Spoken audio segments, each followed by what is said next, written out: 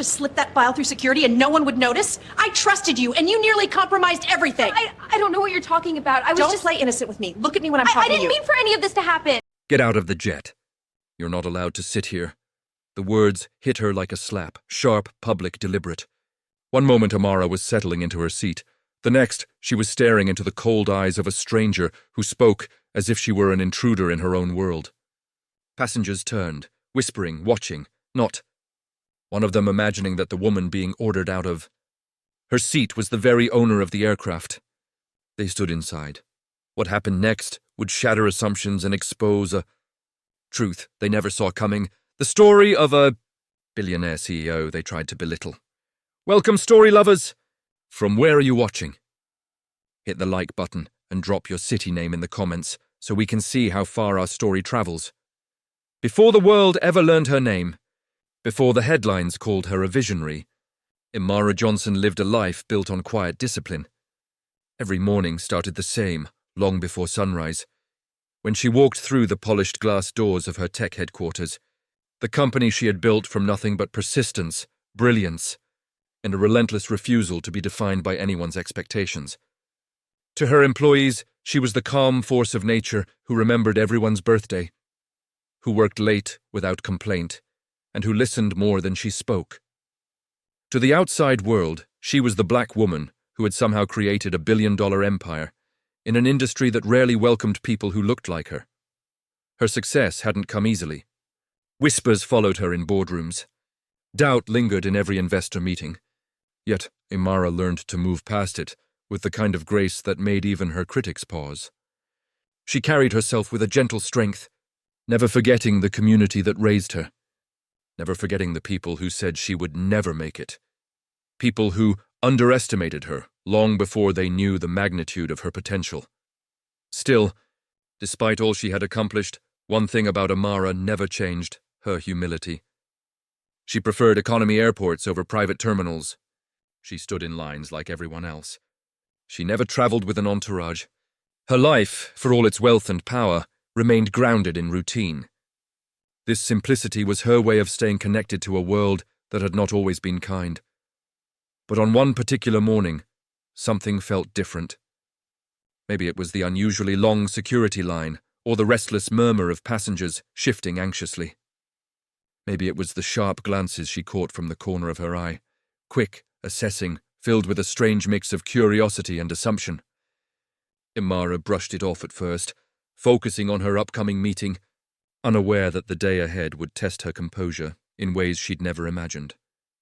What she didn't know was that a single encounter, beginning right here in this crowded airport terminal, was about to unravel into a moment that would expose the deepest layers of prejudice and reveal a truth far more powerful than the insult that triggered it.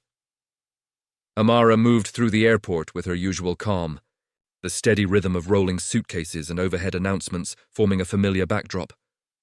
She had traveled through dozens of airports like this one, blending in quietly, despite being a woman whose success carried enough weight to shift industries.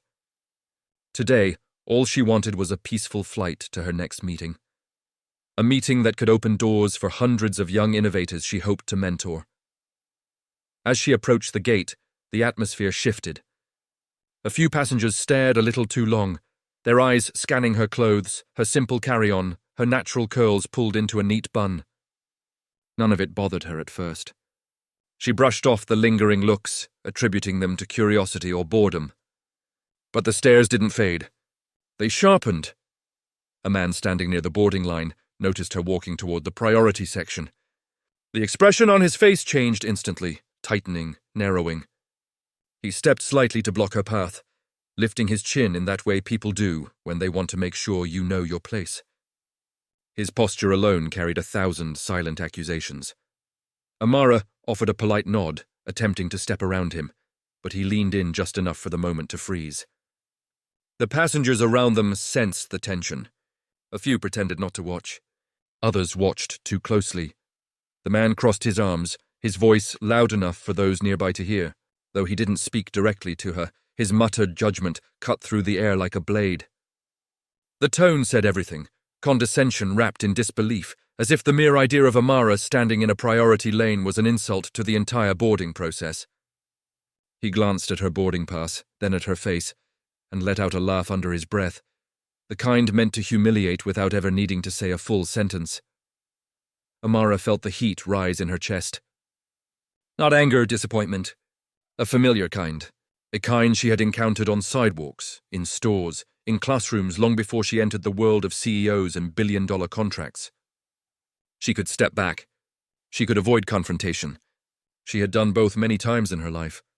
But today, the weight of the man's mockery pressed harder. She held her boarding pass firmly, her voice steady as she prepared to respond. But before a single word left her lips, another layer of tension unfolded. A gate agent approached, noticing the disruption. Instead of addressing the man, the agent's eyes locked onto Amara with a look she knew too well. Assumption disguised as policy. Rules suddenly felt flexible. Procedures suddenly felt negotiable. The kind of enforcement that appeared only when directed towards certain passengers. The agent gestured for Amara to step. Aside for additional verification, even though priority passengers ahead of her had walked through unchecked. The man smirked, satisfied. His posture eased, as if the universe had restored its proper order. Passengers whispered, curiosity sparked by the unspoken message. Someone like her didn't belong where she was standing. Amara inhaled deeply. She had been underestimated all her life. But what no one in that terminal knew, not the smirking man, not the gate agent, not the watching crowd, was that this ordinary-looking woman carried a level of power and influence far beyond anything they could imagine. And while she had never used her status as a weapon, today, their assumptions were about to collide with a truth too big to ignore, because in the next few moments, the world these passengers thought they understood, the hierarchy they believed in, was going to turn upside down. And none of them were ready for what was coming. The seconds that followed felt stretched, heavy, almost unreal.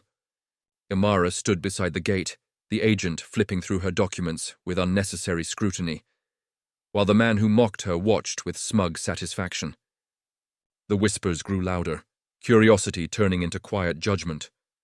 She had faced discrimination before, but something about this moment struck deeper, a reminder that no matter how high she climbed, someone was always waiting to pull her back down. Then, without warning, her assistant hurried toward the gate, breathless from running across the terminal. Behind him, 2 uniformed airport executives followed, their pace urgent, their expressions tense.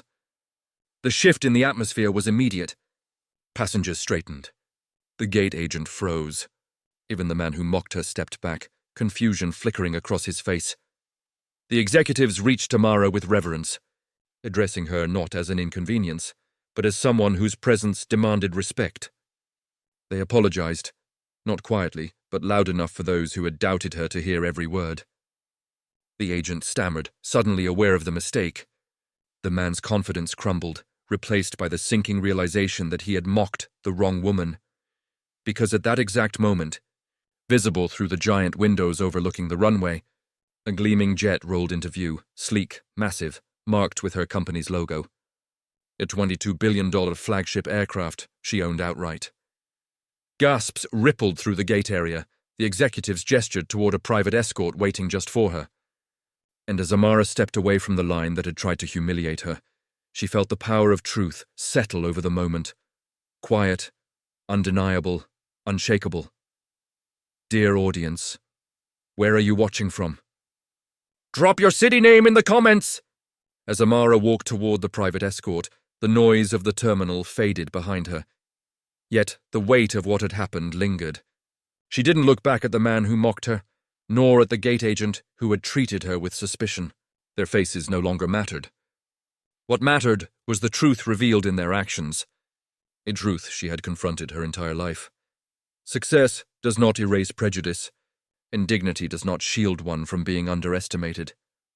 The airport executives guided her toward the exclusive exit leading to her jet. The aircraft stood like a testament to everything she had built, every sleepless night, every rejection, every moment she refused to shrink herself to make others comfortable. As she climbed the steps, a quiet strength settled in her chest.